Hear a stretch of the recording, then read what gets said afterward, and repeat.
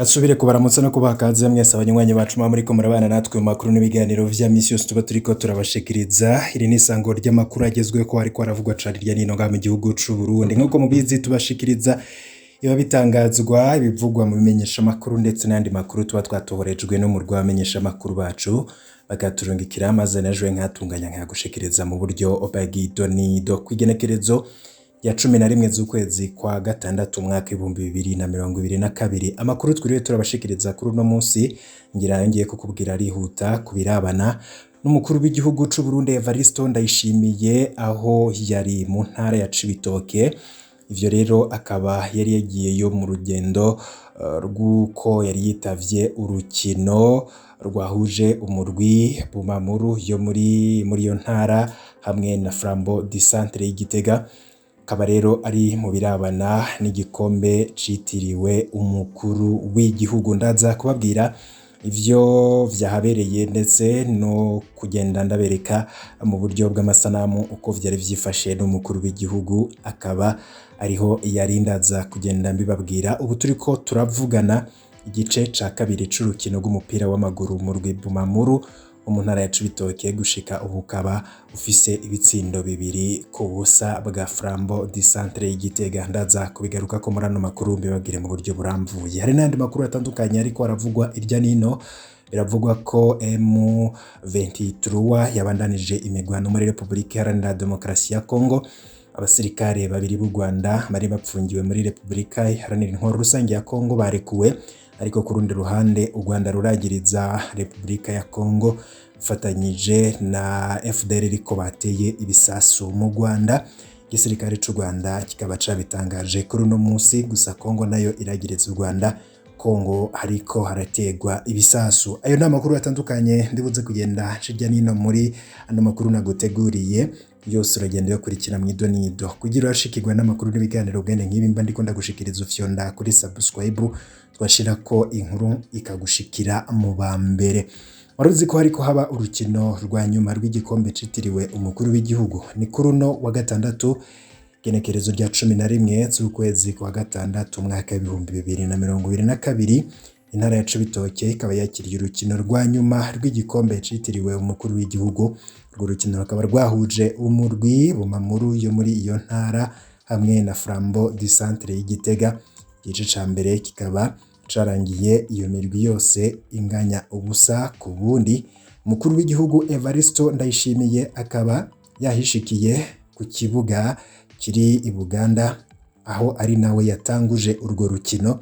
Amakuru rero tubandanya kubakurikiranira, gusa ayadushikiye kano kanya kavuga ko igice ca kabiri c'urukino rw'umupira w'amaguru umurwi Bumamuru wo muri iyo ntara ya Cibitoke gushika ubu yarifise ibitsindo 2 ku busa bwa Flambeau du Centre y'Igitega.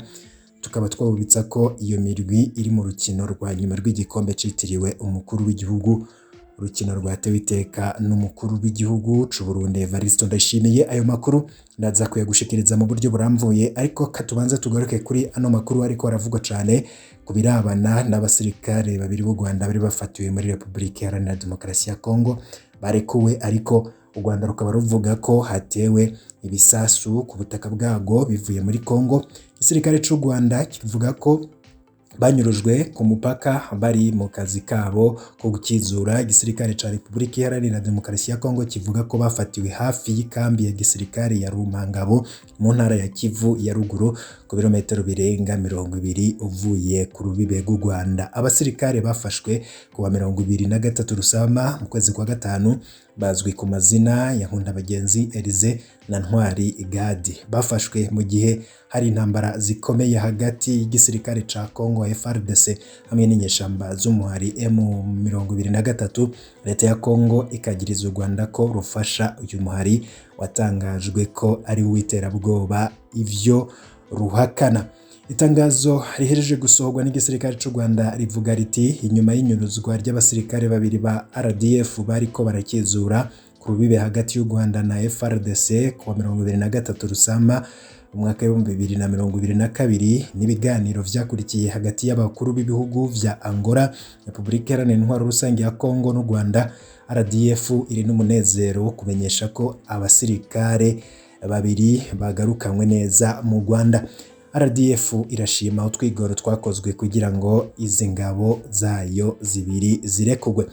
Ifatwa rya Kaporale Nkundabagenzi Elize na Private Ntwari Gadi ryashingiwe ko n'igisirikare ca Repubulika Iharanira Demokarasi ya Kongo nk'ikimenyetso c'ivyo bagiriza u Rwanda ko rwinjiye muri ico gihugu mu gufasha M23. Leta y'u Rwanda irahakana yivuye inyuma ivyo yagirizwa, ahubwo ikagiriza igisirikare ca Kongo ko gikorana n'umuhari FDLR wagirizwa ihonyabwoko ryo mu Rwanda mu 1994 mu guhungabanya iki gihugu. Leta y'u Rwanda ikaba ibandanije isaba ko yosubizwa leta y'u Rwanda ikaba yarabandanyije isaba ko yosubizwa abasirikare bayo bari mu minwe ya Kongo. Vyabaye ngombwa ko rero perezida wa Angola Joao Lourenço aja hagati, ariho mu ntango zo ku kwezi perezida Felix Tshisekedi yemeye kubarekura, hari mu nama yabahuje kuwa kabiri i Rwanda nk'uko vyatangajwe n'itororokanirizo ry'amakuru rya leta ya Angola ANGOP. Mu bindi biriko biravugwa cane ariko u Rwanda ruragiriza Kongo ko yateye ibitero ku butaka bw'u Rwanda, yarashe ibisasu ku butaka bw'u Rwanda. Muti vyoba vyifashe gute? Igisirikare ca Repubulika Iharanira Intwaro Rusangi ya Kongo bene ico Rwanda vyagirizanya guterana amabombe ejo kuwa gatanu. Itangazo ryasohowe n'umuvugizi wa buramatari w'intara ya Kivu ya ruguru rivuga ko amabombe 10 yavuye mu Rwanda yahitanye abana babiri, umwe w'imyaka 7 uwundi w'imyaka 6, bikomeretsa uwundi umwe. Itangazo ryasohowe haciye umwanya muto igisirikare c'u Rwanda naco gisohoye itangazo ryaco, aho cagiriza ingabo za Kongo ko zarashe amaroketi abiri ya 122 ku butaka bw'u Rwanda, akagwa mu kigwati ca Nyabigoma ni muri mu murenge wa Kinigi iri mu karere ka Musanze. Ntabakomeretse canke bahasize ubuzima, ariko abanyagihugu bako karere batewe n'ubwoba nkuko tubisoma muri iri tangazo ry'igisirikare c'u Rwanda.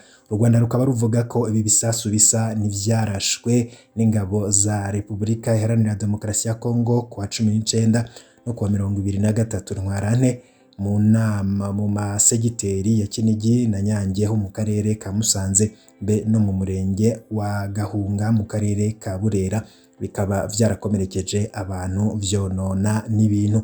Ku ruhande rwa Repubulika Iharanira Demokarasi ya Kongo, General Ekenge Sylvain umuvugizi wa buramatari wa Kivu ya ruguru akaba avuga ko ibiri muri iri tangazo rya RDF ari urwitwazo mu kurondera kwihora abanyagihugu bafashije gufata ingabo zidasanzwe z'igisirikare c'u Rwanda.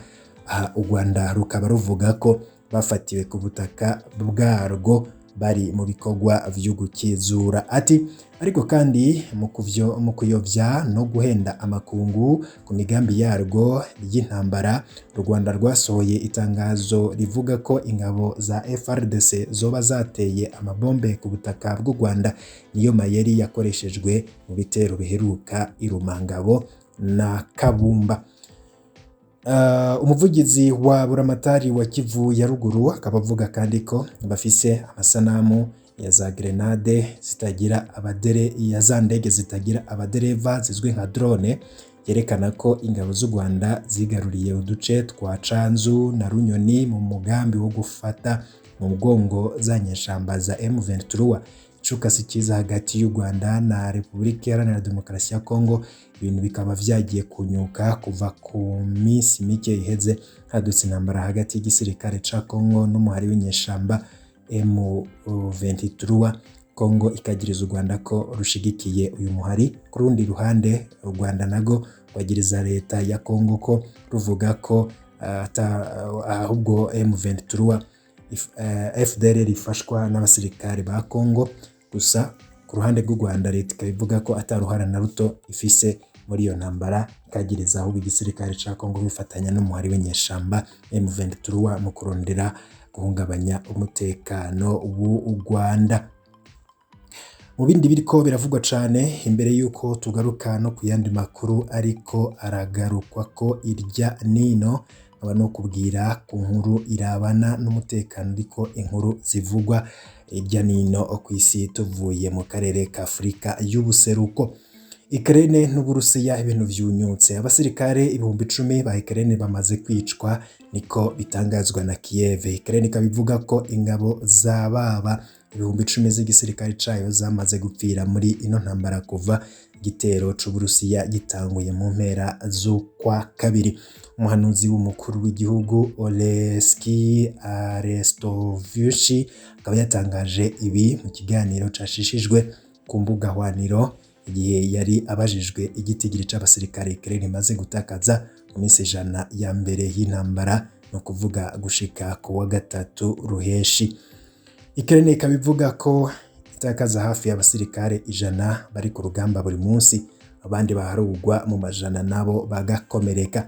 Arestovich akaba avuga ko abo Uburusiya bumaze gutakaza bobo barenga kure n'iyo nshuro zitari nke.